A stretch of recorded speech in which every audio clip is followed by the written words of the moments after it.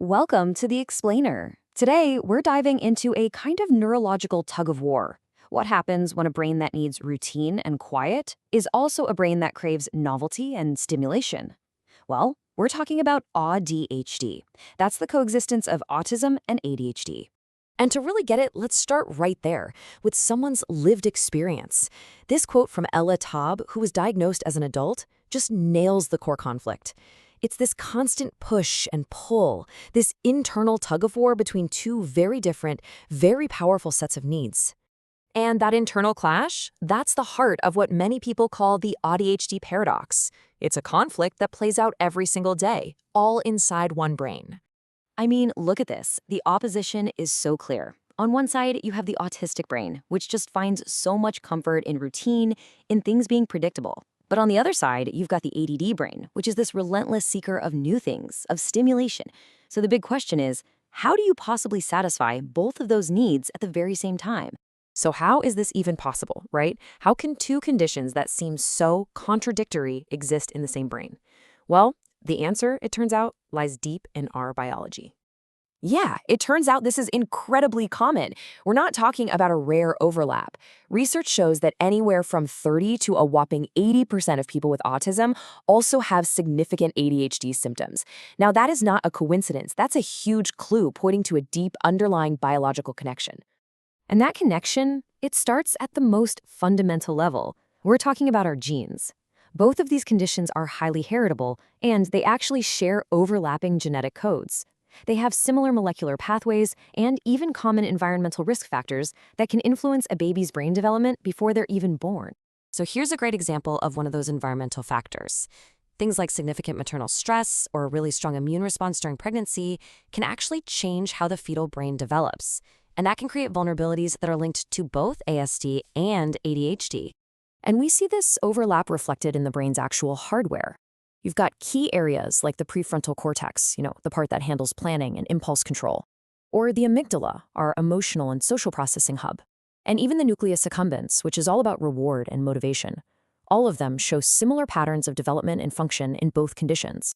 So all of this points to a leading theory called excitatory-inhibitory imbalance. I know, it's a mouthful. But think of it this way. It's like the brain's accelerator and its brakes are just out of sync.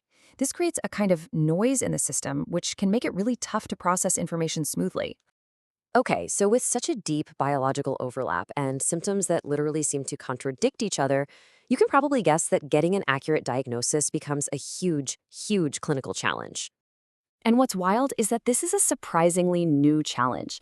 Before 2013, the official diagnostic rulebook actually made a dual diagnosis impossible. You could have autism or you could have ADHD, but you literally could not have both.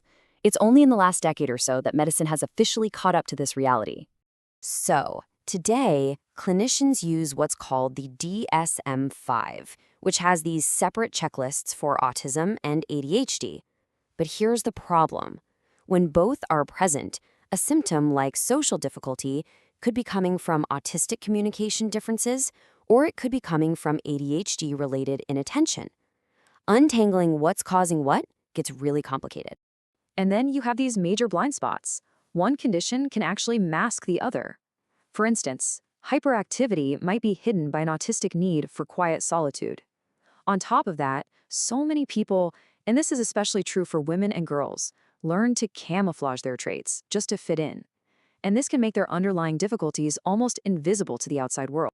So once AuDHD is finally identified, how does a person even start to navigate this internal paradox?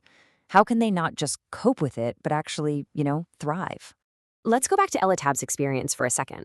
She developed some really smart personal strategies to find her balance. Instead of a super rigid routine that her ADHD brain would just completely reject, she uses mini routines for key moments, like morning or bedtime. This honors that autistic need for structure without overwhelming the ADHD need for flexibility.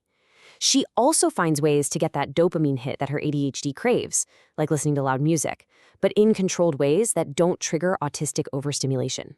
It's all about finding a middle ground that serves both sides of the paradox. Now, from a clinical perspective, management is usually a two-pronged approach. The foundation is all about non-medical strategies, things like therapy, adapting your environment to be less overwhelming, and really just learning about how your own brain works. And on the other side, medication can be really effective for ADHD symptoms, but the approach has to be gradual. The mantra is start low and go slow to account for any potential sensory sensitivity. You know, all of this, the science, the diagnoses, the strategies, it's all leading to this really powerful shift in how we think about neurological differences. It's about moving way beyond just managing challenges. And that shift is rooted in this concept of neurodiversity. It's the idea that, just like a forest needs a ton of different kinds of trees to be healthy, humanity thrives on different kinds of brains. It reframes conditions like autism and ADHD not as deficits that need to be fixed, but as natural, totally valid variations of being human. This strengths-based model completely flips the script. Instead of focusing only on what's difficult, it starts by asking, okay, what are this person's unique strengths and interests? And that becomes the foundation for learning, for work, and for building a life that actually fits who they are. And this leaves us with a final, really powerful question. What if the goal isn't to silence that internal push and pull of AuDHD? What if the goal is actually to listen to it, to understand it, and to learn how to harness the unique creativity and perspective that can only come from living within that very paradox?